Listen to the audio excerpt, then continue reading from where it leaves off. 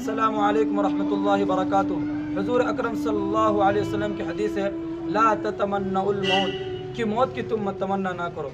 अजीज़ दोस्तों, प्यारे भाइयों, आजकल ये फैशन बन चुका है कि अगर किसी से मोहब्बत करते उसने हमें धोखा दे दिया, या फिर घर वालों ने हमें सताया, या कोई परेशानी आ गई, कोई बला मुसीबत आ गई, तो हम फ़ौरन करते हैं अल्लाह हमें मौत ही दे देता, हम मौत से मर जाते हैं।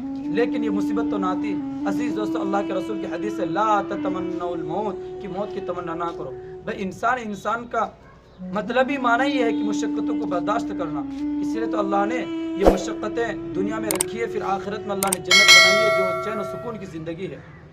तो दुनिया मशक्क़त के लिए है, लेकिन अगर थोड़ी सी मशक्क़त आ जाए तो हम फिर मौत को याद करते हैं और कहते हैं अल्लाह हमें दुनिया से उठा ले। अजीज़ दोस्तों, ये ईमान वालों का शान नहीं, ये हमारे मज़हब हमें इस चीज़ की इजाज़त नहीं देती।